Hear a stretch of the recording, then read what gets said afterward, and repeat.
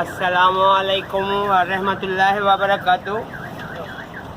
پاکستان پہ اللہ تعالیٰ کا عذاب آنے والا ہے اور امت مسلمہ ہے کہ خواب غفلت سے جاگنے کا نام لینے کو تیار نہیں ہو رہی ہے۔ سورہ بنی اسرائیل آیت نمبر 57 کا ترجمہ ہے کہ کفر کی کوئی بستی نہیں مگر یہ کہ اللہ تعالیٰ اسے روز قیامت سے پہلے تباہ و برباد کر دیں گے یا اسے سخت عذاب دیں گے۔ یہ کتاب میں یعنی لوح محفوظ میں عرش عظیم پہ لکھا ہوا ہے، تو یہ عذاب خاص پاکستان پہ آنے والا ہے۔ جس کو بھی شک ہو وہ قرآن پاک خود ترجمے سے پڑھے تو سورہ بنی اسرائیل آیت نمبر 57 کا یہ ترجمہ اس کے سامنے آ جائے گا۔ اور یہ کہ پیپسی کوک مت پیجیے گا۔ پیپسی کوک یہودیوں کی پروڈکٹ ہے اور اس میں شراب ملائی گئی ہے، اور پیپسی میں ہارپک کا تیزاب بھی شامل کیا گیا ہے مسلمانوں کو غزوہ ہند سے روکنے کے لیے۔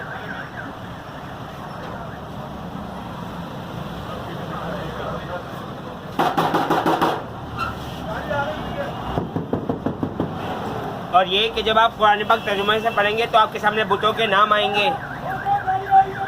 ود، سوا، یعوق، یغوث، لات، منات، عزا، بال۔ ان میں سے ایک بت کو مساجد ایک فرقے کی مسجد میں ہر روز پکارا جا رہا ہے، اور اس فرقے کی مسجد میں کہا جاتا ہے کہ وہ ہمیں ہر وقت دکھتا ہے، تو وہ یغوث بت ہے جسے مساجد میں یا غوث کہہ کر پکارا جا رہا ہے۔ جبکہ یغوث اپنے دور کا، اپنے زمانے کا ایک نیک انسان تھا جسے اس سے مرنے کے بعد اس کے ماننے والوں نے ایک بت میں تبدیل کر دیا۔ اور یہ کہ مساجد میں کہا جاتا ہے کہ یغوث ہمیں ہر وقت دکھتا ہے، جبکہ یغوث بت کی اوقات نہیں ہے۔ ہمیں ہر وقت دیکھنے والی ذات اکیلے اللہ معبود کی ہے، جن کے بارے میں قرآن پاک میں آیا ترجمہ موجود ہے کہ اللہ تعالیٰ ہر وقت کسی نہ کسی کام میں مصروف رہتا ہے، اور نہ اللہ تعالیٰ کو اونگ آتی ہے اور نہ نیند آتی ہے۔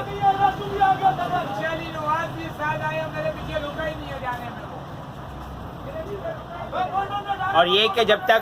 مسلمان قرآن پاک ترجمے سے نہیں پڑھیں گے اصل دین اسلام پر واپس نہیں آ سکتے۔ عربی سے پڑھنے پر ثواب تو ملے گا،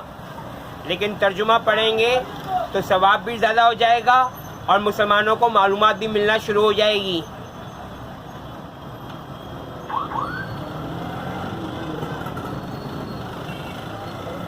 اب جیسے قرآن پاک کی آیت ہے سورہ تبارک الذی 29واں پارہ سورہ دہر آیت نمبر 13 میں زمہریرہ کا ذکر کیا گیا ہے کہ جہنم میں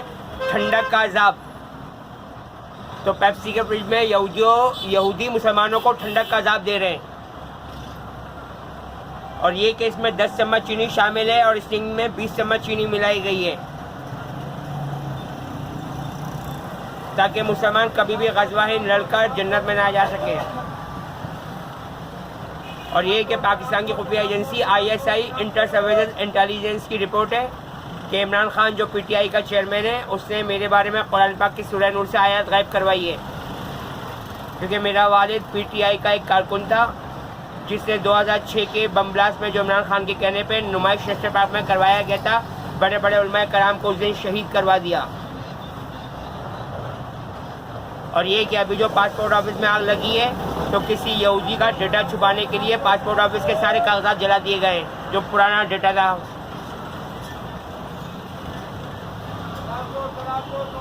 تو یہودی پاکستان میں مسلمان کے بھیس میں موجود ہیں، اور میرا خود کا تعلق بھی یہودی خاندان سے ہے،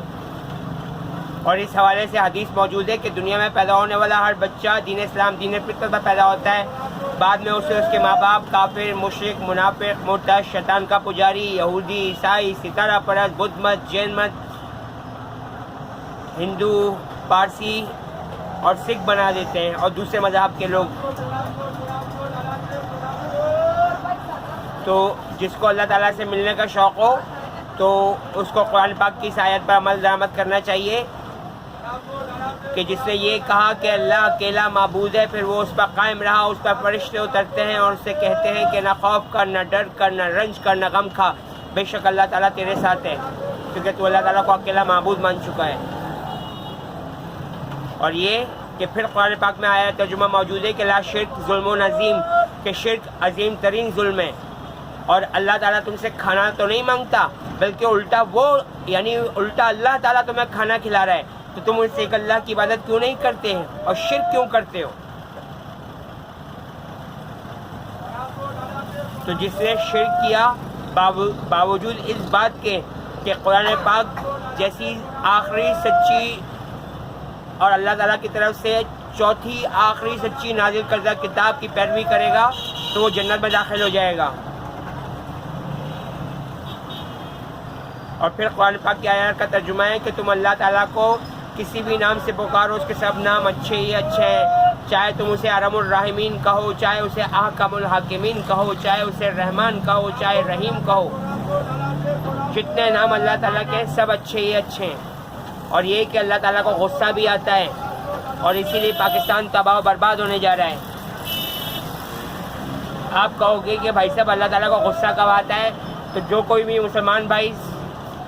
آیت الکرسی کا ترجمہ پڑھے گا تو اس کے سامنے یہ آیت آ جائے گی، اور آیت کا ترجمہ ہے اے اللہ ہمیں ان لوگوں میں شامل فرما جن پر تو اپنا فضل و کرم کرتا رہا، نہ ان پر جن پر تو غصے ہوتا رہا اور نہ گمراہوں میں۔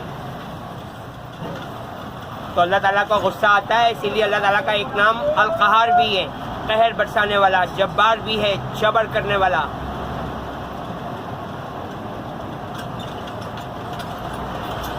اور یہ کہ پی ٹی آئی یہودیوں کی جماعت ہے اور مسلمان کے بھینس میں جماعت ہی ہے۔ اور یہ بھی کہ مساجد میں ٹائل، ماربل، جانماز کارپٹ میں، منبر میں تصویریں بنا دی گئی ہیں بتوں کی۔